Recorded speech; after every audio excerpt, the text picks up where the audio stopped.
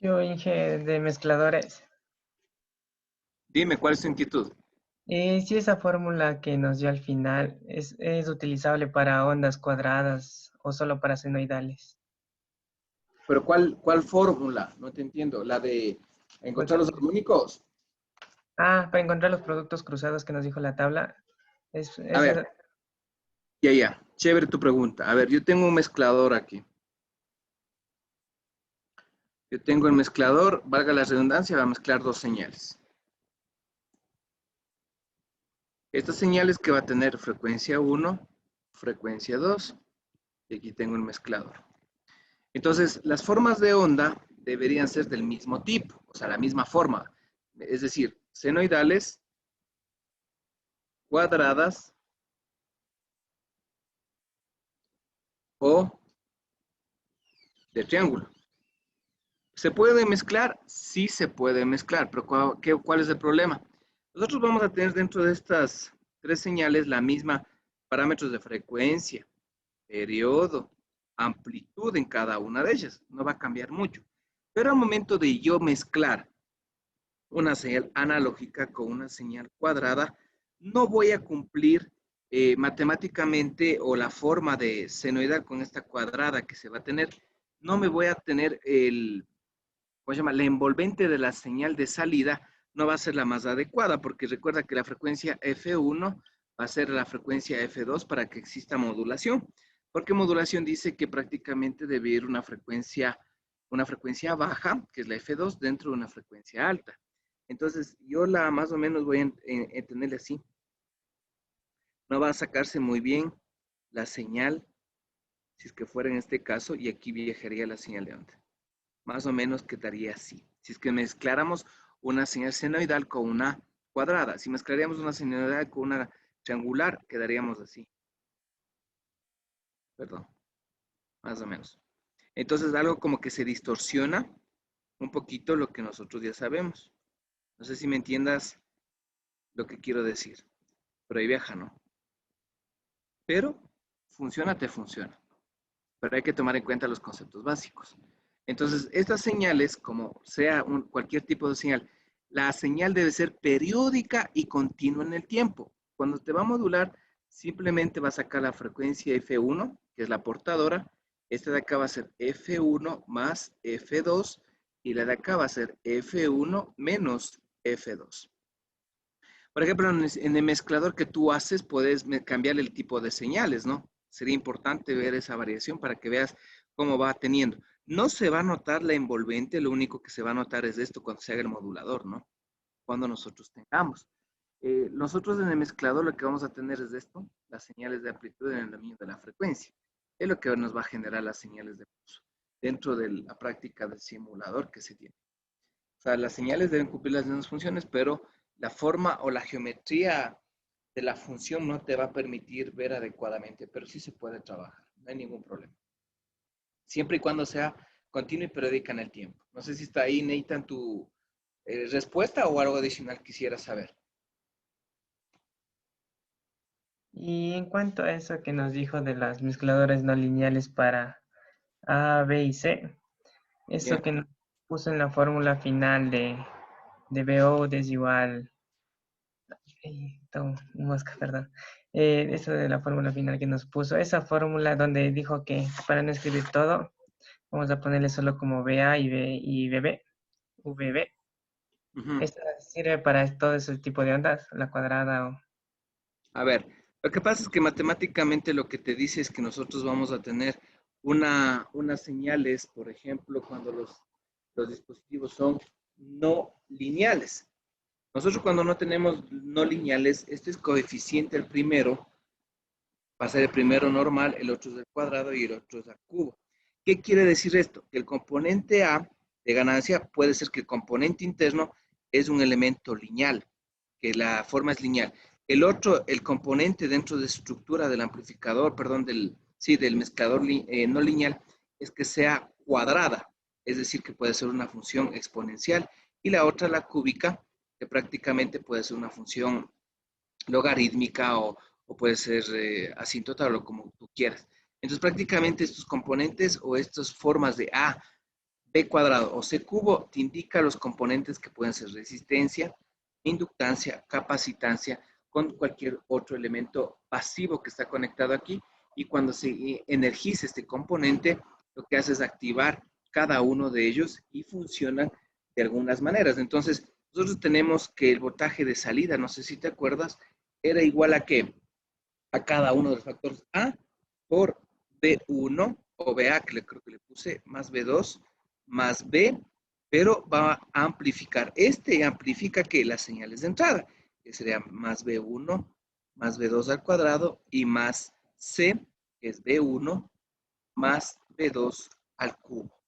Entonces, una vez desarrollado todo esto, me va a quedar más o menos B out, la salida me va a quedar A por B1 más A por B2 más B por B1 al cuadrado más B por B sub 2 al cuadrado más C por B1 al cubo, perdón, a ver, sí, más C por B2 al cubo. Y aquí yo tenía estas frecuencias. F1 va a ser esta F1, esta va a ser F2. Este B1 al cuadrado era como tener 2 veces F1. Este al cuadrado va a tener como 2 veces F2. Este al cubo es como que tuviéramos 3 F1. Y este al cubo va a ser como que tuviéramos 3 F2. Y son armónicos de la frecuencia fundamental. Aquí me falta hacer los productos cruzados, que es más o menos, de ver, sería 2B, que se va a tener por B1 por B2 más 3C por B1 al cuadrado más B2 y más 3C por B1 por B2, aquí por, que sería por B2 al cuadrado. Entonces aquí lo tengo porque aquí me va a quedar F1 por F2, este va a ser 2 de FA por FB, perdón, F1, F2, este me va a quedar F1 por 2F2. Y listo, es lo que se tiene. Entonces la función lo que me va a indicar es que prácticamente vamos a tener componentes de los armónicos y productos cruzados. En el circuito que vas a tener tú y vas a simular los mezcladores, que es prácticamente mezclar dos señales, que vas a tener aquí, va a tener un factor de ganancia. Recuerda que estos eran de dos tipos, que eran de diodos y de transistores.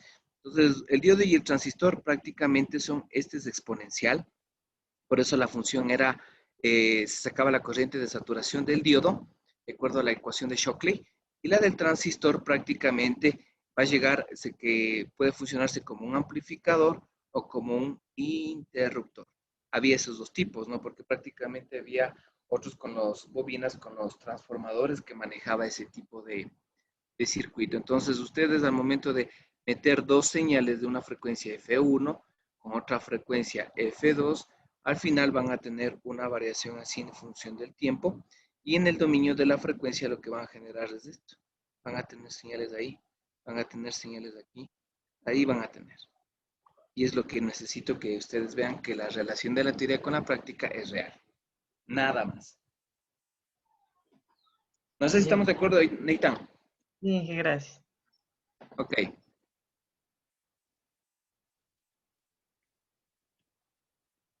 ¿Alguien más? Déjame ver. Disculpe, Inge, de pronto me podría ayudar con un ejercicio sobre la relación de potencia de señal a ruido para poder entender mejor eso. A ver, vos tienes, a ver, quieres sacar de signal noise, ¿en qué unidad te da signal noise? Mm. En dBs. Sí, en dBs. Ya, ¿y quieres pasarle a qué? No, o sea, hacer un ejercicio cómo poder sacar eso. Porque ayer que estaba resolviéndose no lo entendí bien. Es lo que nos explicaba que podemos sacar en dBs o en dBs. Y luego salía que sí.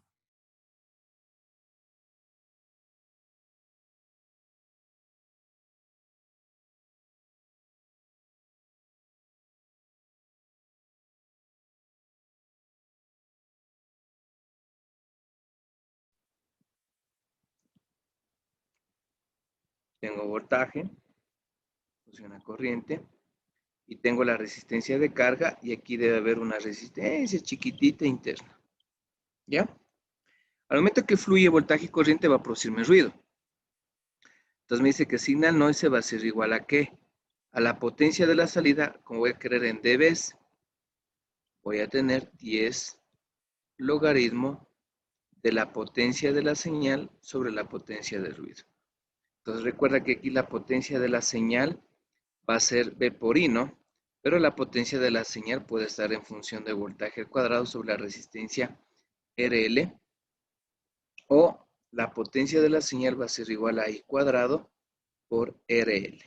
Máxima transferencia de potencia para que esto sea que la función. Ahora, esto es en un circuito sencillo y básico que nosotros podemos encontrar. Ahora, vamos a lo que tú me dices. Yo quiero un sistema de comunicación, el ejemplo. Yo quiero un transmisor que está conectado con un cable, ahí un cable multipar, va hacia un receptor. ¿Ya? Se dice que la potencia del transmisor tiene 10 vatios. ¿Ya? Perdón, voy a cambiar. Es de 0 dB. ¿Ya? Es de 0 dB. Y dice que prácticamente la señal con el ruido, podemos sacar que el receptor le llega una señal de menos 10 dBm. ¿Ya? Dice que encontremos aquí la atenuación del ejercicio, primera cosa. Segundo, ¿cuál sería la relación signal-noise? ¿Cuál sería la relación signal-noise? Si el ruido,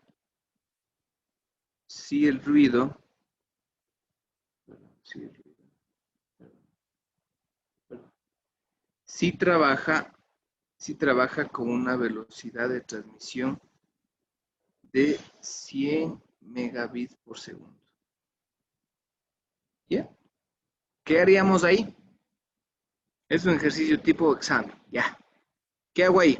¿Cómo le harías la primera parte, Faraón? Si te equivocas no hay ningún problema. Esa es la primera parte para...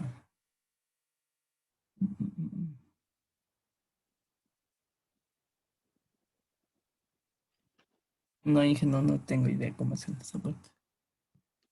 Primero, atenuación en dB.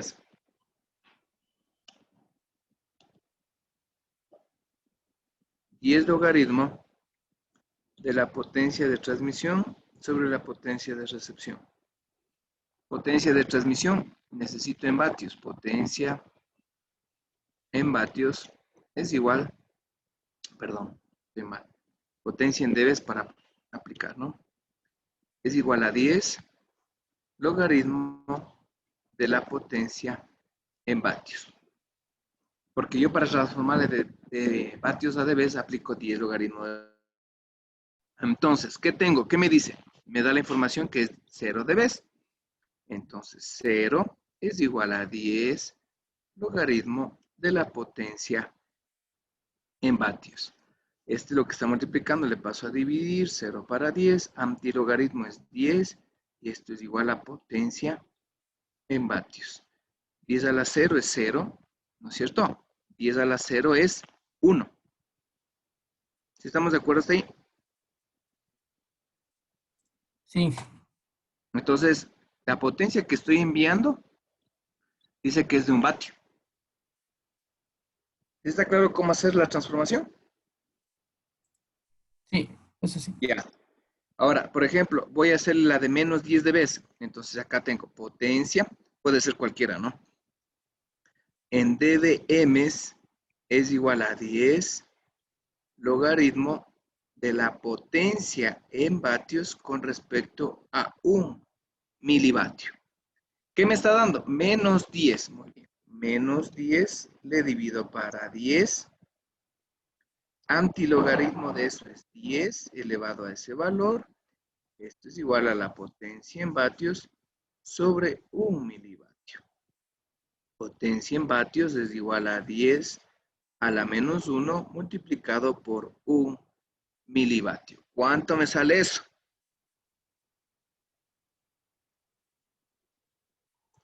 ¿Cuánto me sale eso? ¿0.1 vatio? ¿O cuánto me sale? Sí, ¿Los demás están haciendo?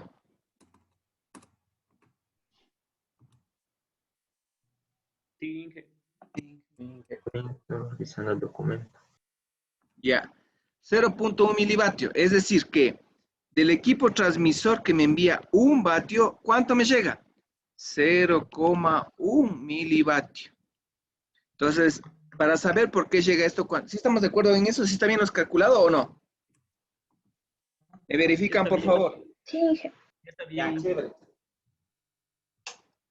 Vamos con el de acá. Viene acá y me dice que la atenuación. Pues la atenuación en dBs es igual a ¿qué? 10 logaritmo de la potencia de transmisión, que es 1 vatio, sobre la potencia del receptor, que es 0,1 milivatio. Los vatios se eliminan y apliquen la fórmula. ¿Cuánto me sale?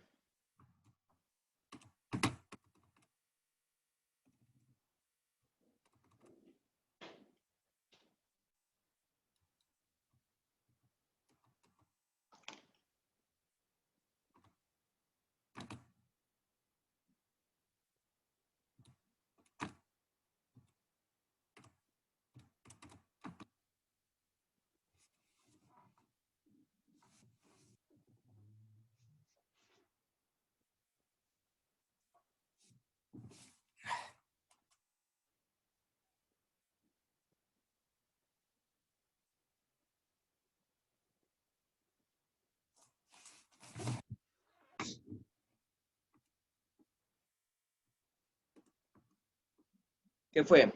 ¿Cuánto sale? 40 decibeles. 40. 40 decibeles. Wow, es bastante. Es algo obvio, ¿no? Para pasarme de un vatio acá a un 0.1 milivatio debe tener 40 decibeles. Es bastante la atenuación. Si yo quiero, y el ejercicio dice, ¿cuánto debo poner para que llegue el 1 vatio? Aquí debo poner un amplificador y este amplificador debe tener una ganancia. ¿De cuánto es la ganancia? 40. 40. Perfecto. Debe ser de 40 para que llegue el 1 vatio y llegue 1 vatio. Pero si va a llegar 0.1, correcto. Depende de la sensibilidad del receptor. El receptor dice, los parámetros del datasheet, dice que el equipo va a trabajar desde 0.1 a 1 milivatio. Si está dentro del rango calculado, el equipo trabaja. Si está fuera de eso, tengo que compensar aumentando la potencia o pongo un amplificador con una ganancia de cierta cantidad que debe tener para limitar esto. Si yo no tengo de 40, puedo poner de 20 y puedo aumentar, ¿no? Ese sería lo ideal. Ahora, ¿qué pasaría si es que a mí me da y me hace lo siguiente? ¿No? Ya vamos a calcular sin noise antes de nada, ¿no? Si aquí me da que la atenuación entre transmisor y aquí tengo un factor de ganancia, aquí tengo el receptor, transmisor, tramo 1, tramo 2, este dice que es 5 dB, este dice que es 8 dB y este es 2 dB. ¿Qué sacamos? Dice que saquemos si es que hay ganancia o pérdida en el enlace. Sé que el factor de ganancia es positivo y estos van a ser negativos porque son atenuaciones que les deben indicar esto, ¿no? Atenuación, atenuación. Sumo las atenuaciones. La atenuación va a ser igual a 8 más 4 dB. 8 más 4 dB. Esto es igual a 12 dB. Factor de ganancia es igual a 5 dB. Factor de ganancia, perdón, 5 dB. 12 menos 5, regularmente 7 dB. ¿Cómo va a quedarme de la diferencia? Esto es atenuación que yo tengo. Si me hago entender esa parte, por favor. No, Inge, o sea, dice que va a haber 7 dB de atenuación, o sea, para que no Es haya... que te dice que aquí que el transmisor tiene 8 dB, el receptor tiene 4 dB. Sumo las atenuaciones, eso es pérdida. 8 más 4, 12. La Sí, ganancia es 5.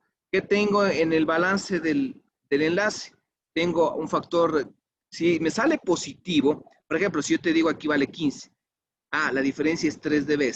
Entonces, aquí lo que yo voy a tener es una ganancia de más 3 dB, si es que me fuera. Pero como no es 15, es 5, me sale 7. Estás restando de la atenuación. Sigue teniendo atenuación, es decir, que el trabajo del sistema de comunicación va a trabajar, pero con una atenuación de 7 dB. Eso es lo que te está pidiendo, nada más. ya. Nada más. Ahora, la segunda parte dice, erramos la segunda. La segunda parte dice que calculemos signal noise, como dice, sí. ¿Dijo qué? Sí.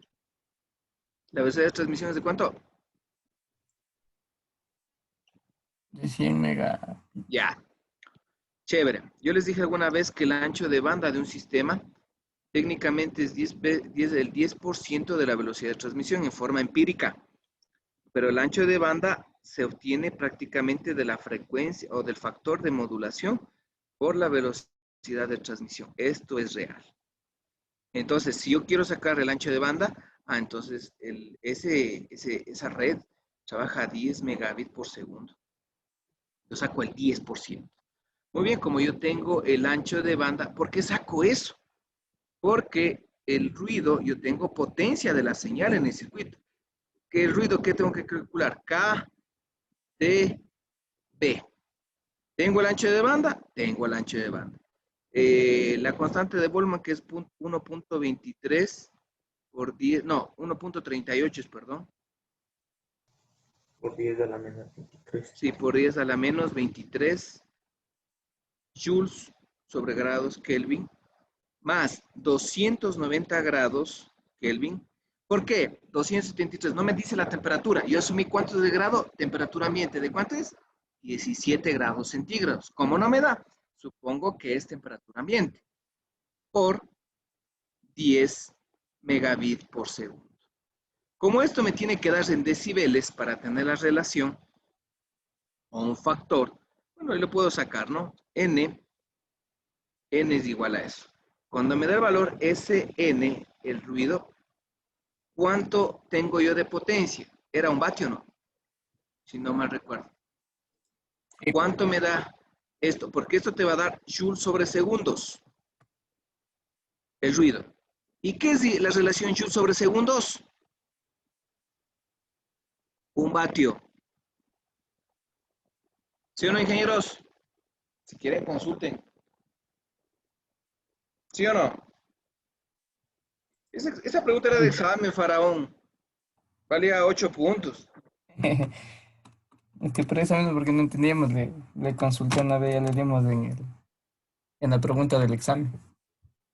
Y una vez les puse la relación de esto en la ESPE. Esos manes muertos sacaron 1, creo, en el examen. Es que yo ya sé que vatios es igual a joules sobre segundos. Si te queda esa relación ya tienes vatios, por eso nos va a quedar acá. Acá nos va a quedar joules sobre segundos, que es la temperatura de ruido. Es por eso. ¿Cuánto sale el ruido?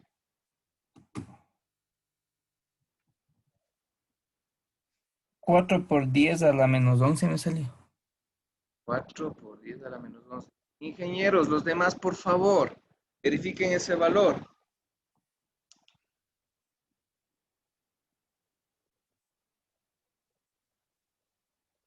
Sí, 4 preguntas y ya se va a acabar la hora, ingeniero. Sí, sí sale. Sí, lo mismo. Sí.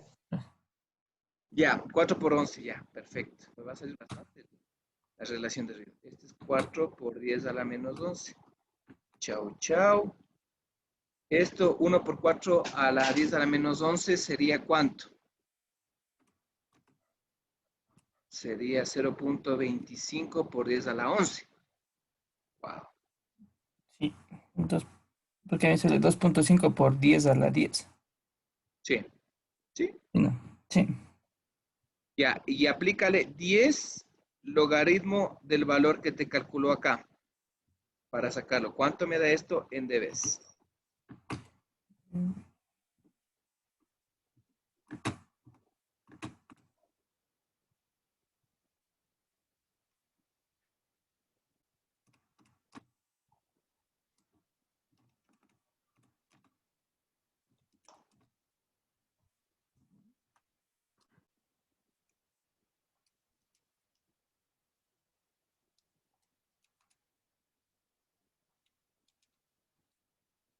Me salió un valor negativo, menos 103. Sí, no hay problema. Menos en dBs si sale, debe salir tranquilo. Menos 103 dBs. Sí, punto 97 me salió. Ya, 104 pongamos. Ya. Este es el factor de ruido que hay respecto a la potencia con respecto al ruido térmico que produce. Menos 104 dB. Cuando yo veo este valor y este de acá, prácticamente, si es negativo, es un valor pequeño. Porque si no hubiera el negativo, prácticamente es el valor alto. Ojo con lo siguiente, para terminar la idea. Si yo puedo sumar dBs más dBms, dice que la respuesta me va a dar en dBms.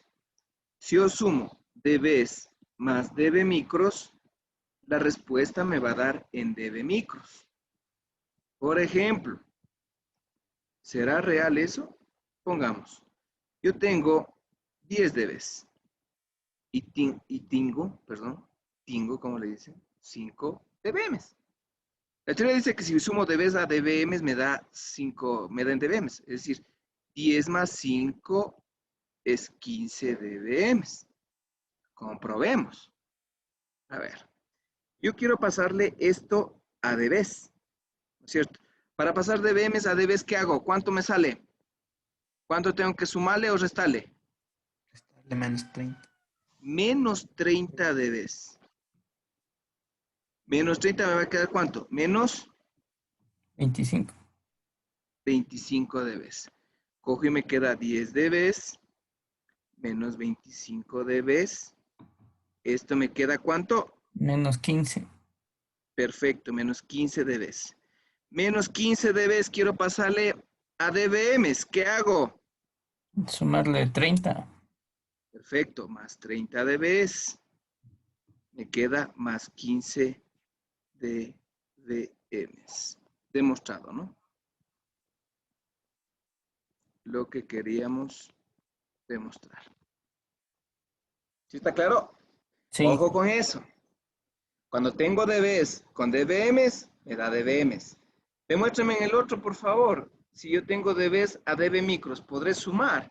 A ver, pongo 10 dBs más 5 dB micros. Me dice que sale 15 dBu. A ver, para yo pasarle de dBu a dBs, ¿cuánto tengo que sumarle o restarle? Menos 60, ¿no es cierto? Menos 60 más 5 me sale menos 55 dBs. Este de acá le pongo menos 55 dBs. Y este me sale, perdón, menos 45 dBs. Como quiero pasarle de dBs a dB micros, tengo que sumarle 60 dBs. 45 más, menos 45 más 60 me sale más 15 dB micros. Si estamos de acuerdo, ingenieros, verán que les estoy demostrando, no me estoy inventando. Sí, Inge. sí, Inge, sí, ahí está ya más claro. Ya, chévere. Cuidado, se equivoquen en la prueba. Yo, tipo así, pongo las preguntas en el examen. Así como este ejercicio que me inventé ahorita. Pero todo tiene relación. Algo que no entiendan, ya para terminar la clase, porque ya va a faltar 9 minutos. Increíble cómo pasa el tiempo. Disculpe, Inge, lo de dBms o los dB micros, eso es solo la unidad de... Tengo que sumarle 30. claro, por eso sabemos cuál es la medida y de ahí solo le hacemos como tipo de conversión y de ahí sacamos el valor. Lo que pasa es que en el balance del sistema, algunos tienen, por ejemplo, suma la potencia en dBs, tienen más dBms, tienen más dB micros, tienen más dBs, tienen más dBms, más dB micros. Entonces, yo recomiendo que suma los micros, suma los dBms, suma los dBs y después decides si pasas solo los dB micros a dBms y sumas todo y te da el valor. O puedes hacer al contrario, sumas o cambias los dBUs a dBms y sumas todo. Eso nomás norma. Cuidado se equivoquen porque eso pasa en cálculos reales. ¿Estamos de acuerdo, ingenieros? Sí, Inge, y otra preguntita más. ¿Estos valores solo nos dan en dBe, en dBms y en dB micros o hay alguna otra más que nos puedan A dar? ver, regularmente la potencia te van a dar en vatios. Pero Ya. cuando tú ves los datasheets de las antenas o de lo que sea, te dan en las unidades de dBs, dBms, dB micros y los dBis. Nos asustarán. Decibeles, dB micros, dBu. Esto es con respecto a un isotrópico, el dBi. ¿Qué significa isotrópico? Que es ideal esa potencia. Es decir, que yo utilizo un transmisor aquí, una antenita con equipo transmisor, e irradia a todos los lados. Es una antena unidireccional. Irradia a todos los lados, 360 grados. Como es ideal, significa que la potencia que envía, si es de un vatio es aquí, un vatio es de acá, un vatio es de aquí, un vatio aquí, un vatio aquí, un vatio aquí. En todo el área de cobertura es un vatio. Pero eso es dBis. Pero cuando nosotros trabajamos en la vida real, nosotros encontramos las antenas omnidireccionales. Yo ya les expliqué. Omnidireccionales. En cambio, la potencia es igualita que la isotrópica, pero la potencia varía. Si es que aquí tengo el área de cobertura, no es un vatio. Por acá es un vatio porque está cerca. Un vatio, un vatio, un vatio. Baja por acá, es 0,5. Bajas por acá, 0,3. Por acá al extremo, 0,001 vatio. Esto es real. El isotrópico es ideal ¿para qué? Para tener de referencia que nosotros debemos manejar un vatio. Si entre más nos alejamos, obviamente mayor se va a alejar. Es como cuando tú tienes el módem inalámbrico de tu casa y vas viendo la señal de intensidad, te alejas, te pones un muro, te pasas 2 muros, te pasas 3 muros, te pasas 4 muros, ya no tienes bien baja la señal. Y por eso que necesitamos un amplificador, un cierto factor de ganancia, que son estos routers de 4 antenas. ¿Listo? Esas antenitas que vienen aquí. Por eso el Access Point tiene una antena, 2 antenas, porque tiene la parte técnica que se llama diversidad por espacio. Esta diversidad de espacio está separada a una cierta distancia. Si una está saturada, la otra está conmutada paralelamente y trabajan al mismo tiempo. Entonces es la ventaja de esto, ¿no? Hay algunos que tienen 4 antenas, pero son los rompemuros. ¿Se han visto? Los rompemuros lo que hace es romper. Tienen mayor potencia, son grandotes los equipos, porque tienen dentro de esos montón de bobinas, tarjetas. Si ven chance de ver la estructura interna, véale, del rompemuros. Es una bestialidad ese Access Point. No sé si han visto, por favor, ¿me confirman? No, Inge. Ay, no. Esperen, voy a verles una foto. Peor que la escuela de mi hijo, así es la profe cuando no saben la tecla del backspace a los niños. ¿Verdad? O sea que no han configurado nunca un Access Point ustedes. Ah, No, ni el de la casa, Inge. ya con el giro manzano ya no han de dormir. Aquí tenemos un Access Point. No es nada del otro mundo. Tú compras el Access Point, conectas a través del cable serial o del cable USB y te conectas a través de, por ejemplo, te manda una dirección, ¿no? Te conectas, hables cualquier browser y pones 192.168.10.0 y ahí te da el punto de enlace que es regularmente, perdón, 2 puntos, y te da el puerto 8082, por ejemplo. Y ahí te permite y te enlazas a la configuración del equipo, ¿no? Ahorita no quiero hacerme nada. Entonces ahí puedo ver si es que yo me enlazo ahí. Eso viene por defecto del equipo. Entonces el Access Point, aquí hay algunos, ¿no? Por ejemplo, el rompemuros es la estructura. Aquí está un rompemuros. Velen. Qué grandotes que son los... Aquí está este. Este es el rompemurs. Una bestialidad de equipos. Pero este te asegura, por ejemplo, algunos tienen la oficina donde estés en la casa, tienen 3 o 4 habitaciones y este es el que idealmente lo tiene. O si no, pueden hacerlo con un expansor inalámbrico que simplemente aplasta en el foco y detecta la red y le expande. Es como una extensión más de la red inalámbrica que tiene en su casa. Yo recomendaría que eso del access point y esas cosas deberían aprender a ustedes ahorita en redes de datos, ¿no? Me imagino que deben estar en eso, ¿no? Me imagino. Ese es les presento al rompemuros. Bacán es eso, para cualquier problema que tenga. Pero véale en el equipo. Véale en el equipo cómo está, la configuración y todo eso. A veces nosotros tenemos, cuando ustedes vayan a trabajar, tienen que ver todo, todo. Recuerden que los access points son industriales también. Y por eso también es su costo.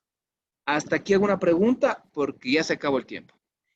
Dije, una vez, para realizar esto, ¿por qué tendríamos que multiplicarle para hacer la operación en los DBI que nos estaba explicando ahorita? Si tenemos que ¿Cómo sumar, multiplicar? No o entiendo. sea, para hacer la operación, mejor dicho, entre DBs y DBIs.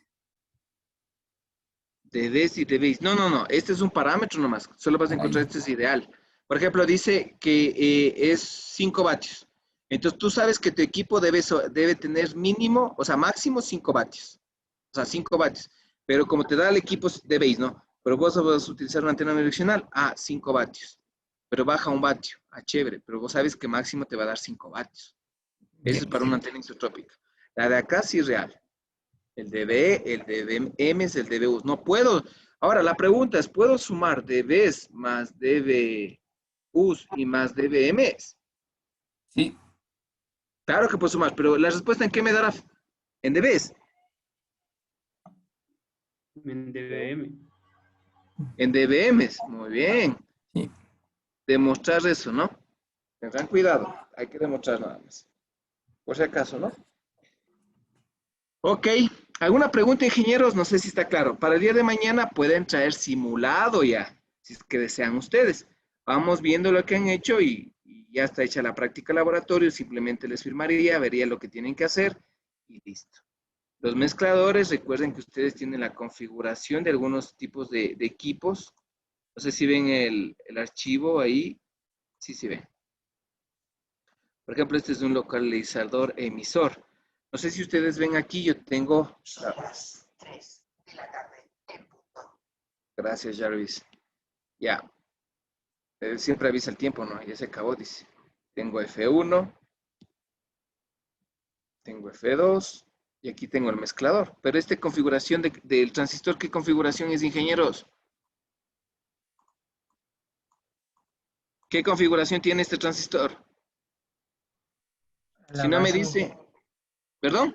Divisor de voltaje, Si no me dicen, divisor de para voltaje. mañana les mando a hacer toditos 5 capítulos de Tomasi, de circuitos electrónicos. A ver. Divisor de voltaje. Divisor de voltaje.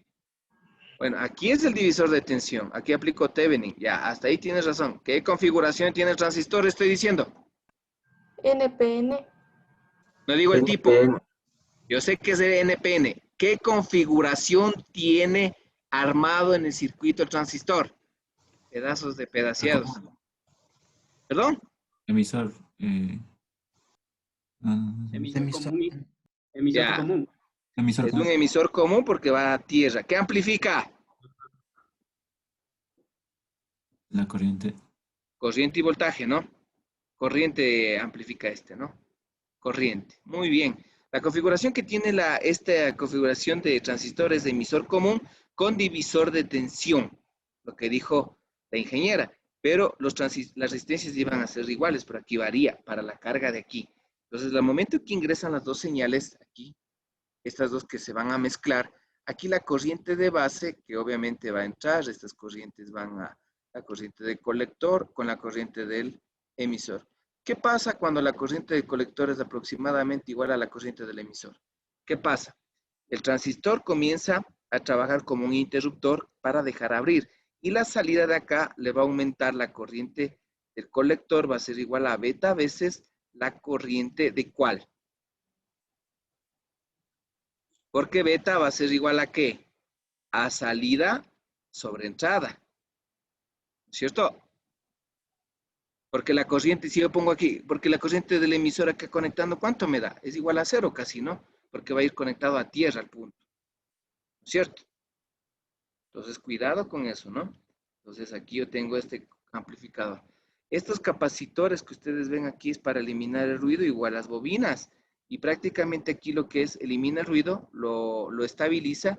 Y aquí tiene un circuito tanque, que es LC, para poder mezclar dos señales y ver lo que pasa. Interesante la configuración. Y así podemos hacer un montón de cálculos. Listo, ingenieros. Hasta ahí quedamos. Me imagino que tienen clases, ¿no? Sí.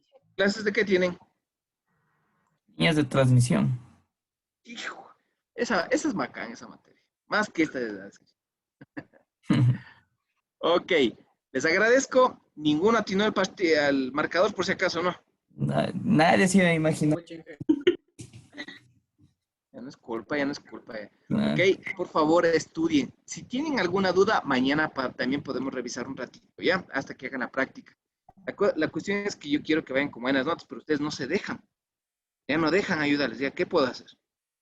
Ok, cuídense mucho, vayan a clase con el ingeniero Cuji. Y Dios mediante, mañana nos vemos a las 11, por favor. Les agradezco de antemano. Muy amables. Gracias. Gracias Ya, también. Hasta luego. Gracias, Inge. Hasta Hasta luego. luego, Inge.